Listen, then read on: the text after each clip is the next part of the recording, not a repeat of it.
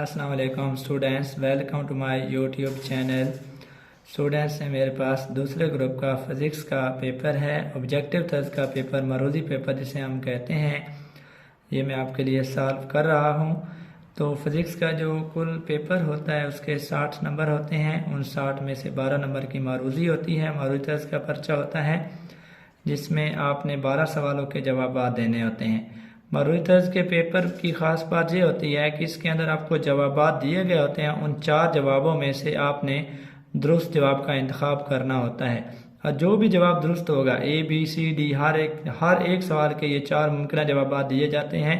जो जवाब दुरुस्त होता है उसको आपने अपनी जवाबी कापी के ऊपर उसके मुतल्लिका दायरा को भर देना है। एक से ज़्यादा दायरों को पुर करने या काट कर पुर करने की सूरत में मज़कूरा जवाब गलत सवर होता है। जवाबी कापी के दोनों अतराफ इस सवालिया पर्चा पर मतबूआ कोड दर्ज करके उसके मुताबिक दायरे पुर करें। यानी जो मरूज़ी पेपर दिया जाता है आपको, उसके ऊपर एक कोड लिखा होता है। ये कोड आपने अपने जवाबी पर्चे के ऊपर लिखना होता है। गलती अगर करेंगे तो तमाम पर जिम्मेदारी यानी आप पर होगी, तालिब इल्म पर होगी। इंक रिमूवर या सफ़ेद फ्लूइड का इस्तेमाल ममनू है। आप इंक रिमूवर को या सफ़ेद फ्लूइड इस्तेमाल नहीं कर सकते।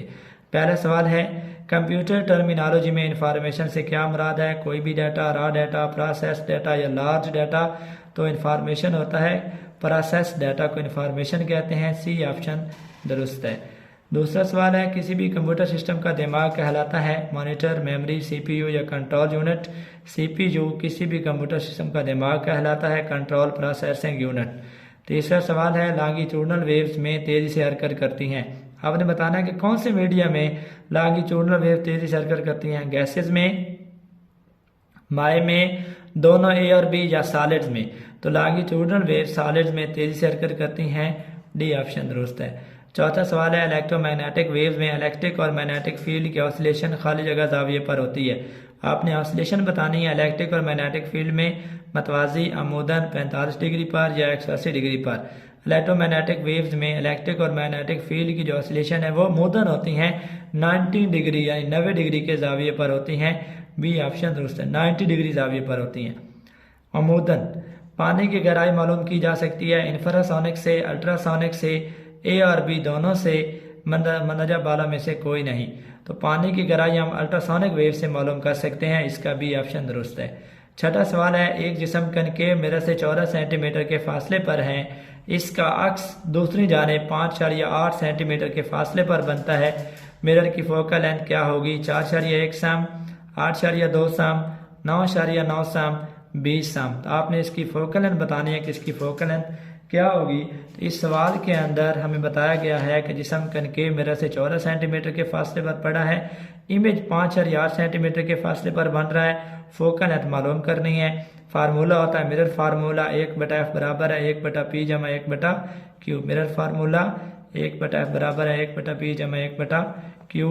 p की कीमत 14 है, q 5.8 है। एलसीएम लिया 14 और 5.8 का 81.2 आया। तो इसको सॉल्व करने के बाद 19.8 तकसीम 81.2 1/f है। हमें f मालूम करना, रेसिप्रोकल लेंगे, उल्टा देंगे। 81.2 तकसीम 19.8 ये 4.1 सम बनता है। तो इसकी जो मिरर की जो फोकल लेंथ है वो 4.1 सेंटीमीटर होगी। ए ऑप्शन दुरुस्त है। सातवां सवाल है, कूलम लॉ यानी कूलम के कानून के मुताबिक दो मुखालिफ चार्जेस के दरमियान फासला ज़्यादा करने से कशिश की कुव्वत पर क्या असर पड़ेगा? बढ़ेगी, कम होगी, तब्दीली नहीं आएगी, मालूम नहीं की जा सकती।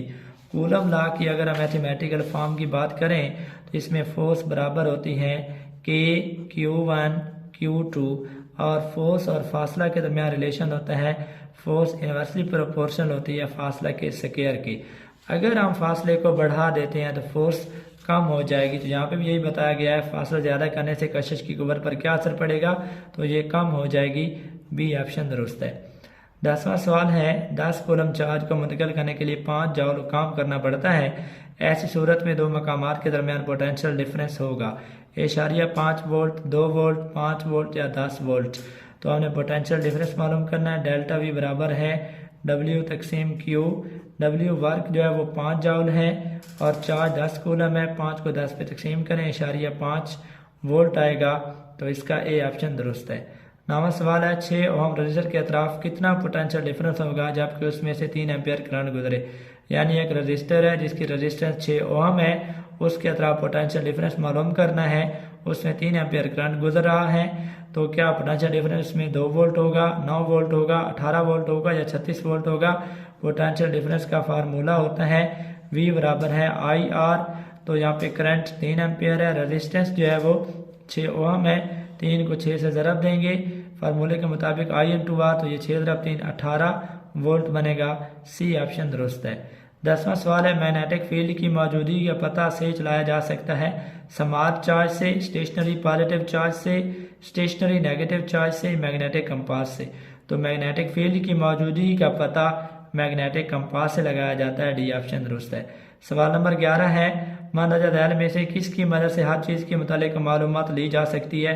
यानी किस से हम हर तरह की मालूमात ले सकते हैं, किताब से, उस्ताद से, कंप्यूटर से या इंटरनेट से। तो इसका दुरुस्त जवाब है इंटरनेट से हम हर तरह की मालूमात ले सकते हैं। 12वां सवाल है इस गेट की मदद से लॉजिकल ऑपरेशन परफॉर्म किया जा सकता है एंड, नार, नैंड या आर। तो यहाँ पे देखें इस गेट के अंदर 2 इनपुट हैं, एक आउटपुट है, बबल भी नजर आ रहा है। तो ये एंड गेट का सिंबल है, साथ नॉट किया हुआ है। तो एंड गेट को नॉट अगर हम साथ मिला दें, नॉट गेट के साथ कपल कर दें तो हमें नैंड ऑपरेशन हासिल होता है। तो इसका दुरुस्त ऑप्शन है सी, नैंड ऑपरेशन।